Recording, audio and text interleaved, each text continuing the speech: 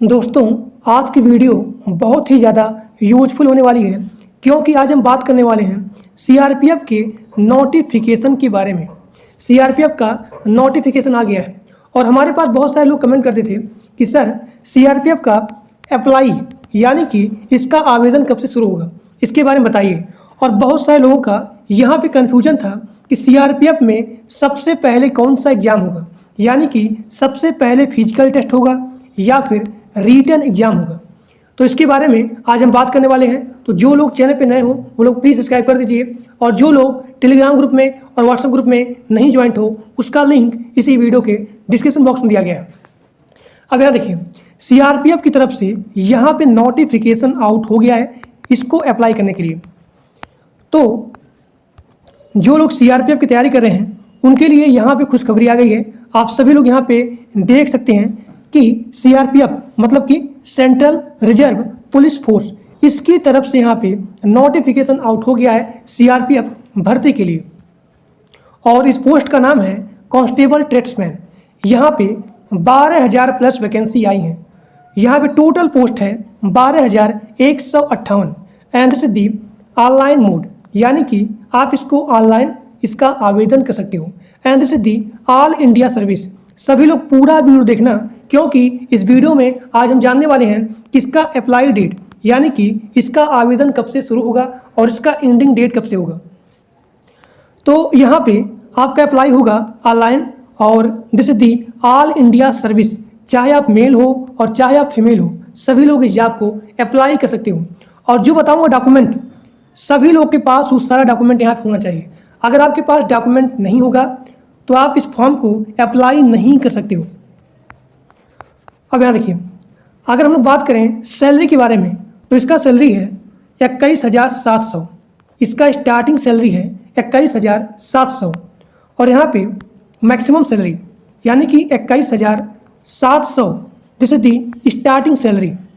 और यहाँ पे मैक्सिमम सैलरी है 69,100। अगर हम लोग बात करें एज के बारे में तो यहाँ पे मिनिमम एज है 18 साल और यहाँ पे मैक्सिमम एज है 25 साल।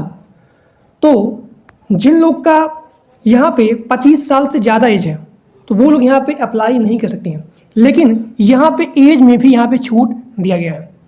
एससी और यहाँ पे एससी एसटी के लिए यहाँ पे 5 साल का छूट है और जो लोग ओबीसी हैं तो उनके लिए यहाँ पे 3 साल का छूट है। एक बार फिर से सुनिए, जो लोग एससी एसटी हो उनके लिए यहाँ पे 5 साल का छूट है और जो लोग ओबीसी हैं उनके लिए यहाँ पे 3 साल का छूट है। ठीक, अब यहाँ देखिए, जनरल और यहाँ पे ओबीसी अगर वो लोग इस फॉर्म को अप्लाई करेंगे तो उनको यहाँ पे 100 रुपया देना पड़ेगा, 100 rupees apply fee. And SC ST PWD here are not requirement any fee. आप फ्री में अप्लाई कर सकते हो और पेमेंट मोड भी आपका ऑनलाइन ही होगा। क्वालिफिकेशन की बात करें तो चाहे आप ग्रेजुएट हो और चाहे आप अंडर ग्रेजुएट हो, यानी कि चाहे आप 10 पढ़े हो या फिर 12 पढ़े हो या फिर किसी भी फील्ड से ग्रेजुएट हो, तब भी आप इस जॉब को अप्लाई कर सकते हैं। अब यहाँ पे अगर हम लोग बात करें सीआरपीएफ के सिलेक्शन प्रोसेस को लेकर के तो यहाँ पे लिखा गया है कि सबसे पहले आपका फिजिकल टेस्ट होगा, उसके बाद रिटन एग्जाम होगा और उसके बाद आपका मेडिकल टेस्ट होगा। लेकिन this is the old notification of the CRPF. यहाँ पे ये आपका ओल्ड नोटिफिकेशन है सीआरपीएफ का। अब यहाँ पे सीआरपीएफ के सिलेक्शन प्रोसेस को लेकर के यहाँ पे न्यू नोटिफिकेशन आया है। सबसे पहले आपका होगा रिटन एग्जाम। रिटन एग्जाम होने के बाद यहाँ पे होगा फिजिकल टेस्ट और उसके बाद होगा मेडिकल टेस्ट। तो आप सभी लोग यहाँ पे ध्यान दीजिएगा, यहाँ पे जो भी नोटिफिकेशन आया है एग्जाम प्रोसेस को लेकर के तो सबसे पहले आपका होगा रिटन एग्जाम। रिटन एग्जाम होने के बाद यहाँ पे फिजिकल टेस्ट होगा और उसके बाद मेडिकल टेस्ट होगा। अब यहाँ पे बहुत सारे लोग यहाँ पे कमेंट करेंगे कि आप यहाँ पे झूठ बोल रहे हो, यहाँ पे सबसे पहले फिजिकल टेस्ट होगा, उसके बाद रिटन एग्जाम होगा और उसके बाद मेडिकल टेस्ट होगा। यहाँ पे बहुत सारे लोग यहाँ पे कमेंट करेंगे, लेकिन मैं उनको बताना चाहता हूँ कि यहाँ पे रिटन एग्जाम क्यों होगा और उसके बाद फिजिकल टेस्ट क्यों होगा और उसके बाद यहाँ पे मेडिकल टेस्ट क्यों होगा। जैसे देखिए, मान लीजिए अगर यहाँ पे फिजिकल टेस्ट होता तो यहाँ पे जितने सारे कैंडिडेट हैं वो सभी यहाँ पे एलिजिबल हो जाते हैं।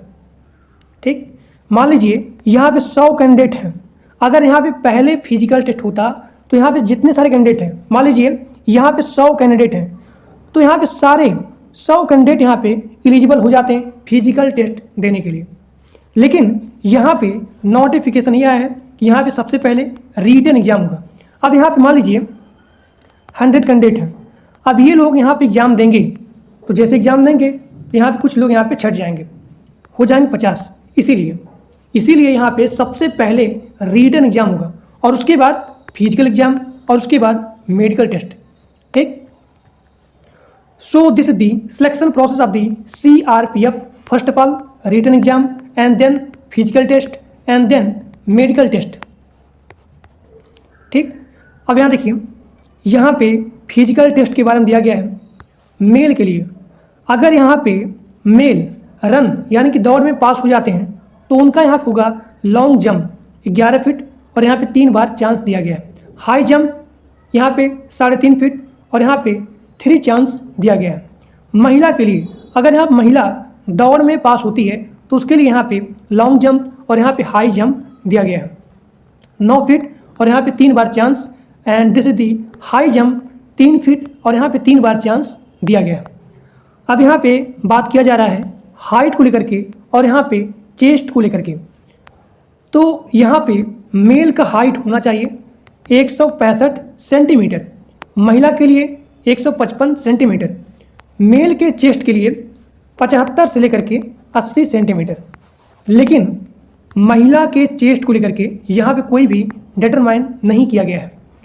क्वालिफिकेशन की बात करें तो चाहे आप ग्रेजुएट हो और चाहे आप अंडर ग्रेजुएट हो, सभी लोग इस फॉर्म को अप्लाई कर सकते हैं। यानी कि चाहे आप 10th पास आउट हो और चाहे आप 12th पास आउट हो और चाहे आप ग्रेजुएट हो, सभी लोग इस फॉर्म को अप्लाई कर सकते हैं।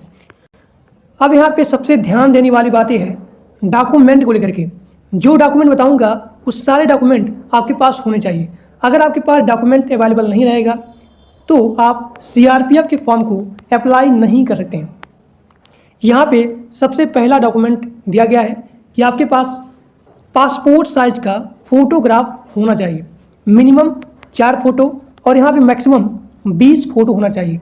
अप्लाई से लेकर के ज्वाइनिंग तक यहाँ पे सेम फोटो होना चाहिए। यानी कि अप्लाई में जो आपका फ़ोटो है वही सेम फ़ोटो ज्वाइनिंग में भी होना चाहिए।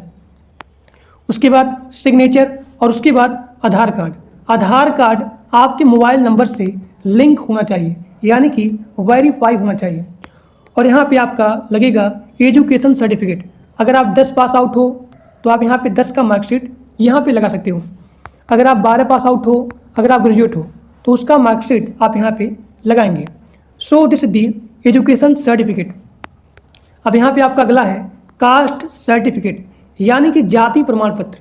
अगर आप SC ST हो, अगर आप OBC हो तो आप सभी लोग यहाँ पे अपना जाति प्रमाण पत्र लगा सकते हो। SC ST के लिए यहाँ पे 5 साल का छूट है और OBC के लिए यहाँ पे 3 साल का छूट है। अगला यहाँ पे डॉक्यूमेंट है एज प्रूफ को लेकर के। एज प्रूफ तो आप यहाँ पे अपना बर्थ सर्टिफिकेट लगा सकते हो। अगर आपके पास बर्थ सर्टिफिकेट नहीं है तो आप यहाँ पे 10th का मार्कशीट लगा सकते हैं। So these are the document that's are requirement for your CRPF apply form. First of all passport size photograph, signature, Aadhaar card, education certificate, caste certificate and age proof. अब यहाँ पे आपका आवेदन कब से स्टार्ट होगा? देखिए अभी यहाँ पे CRPF की तरफ से नोटिफिकेशन आया है कि इसके आवेदन को लेकर के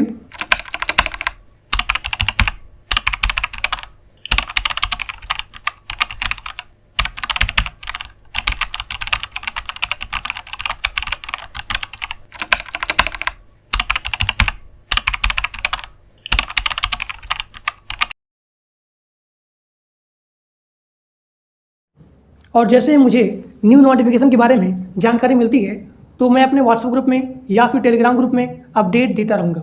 तो जो लोग व्हाट्सएप ग्रुप को और टेलीग्राम ग्रुप को नहीं ज्वाइन किए हो वो सभी लोग जा करके ग्रुप को ज्वाइन कर लीजिए। ग्रुप का जो भी लिंक है वो डिस्क्रिप्शन बॉक्स में दिया गया है, तो सभी लोग जा करके ग्रुप को ज्वाइन कर लीजिए। तो आज के लिए बस इतना ही। Thank you.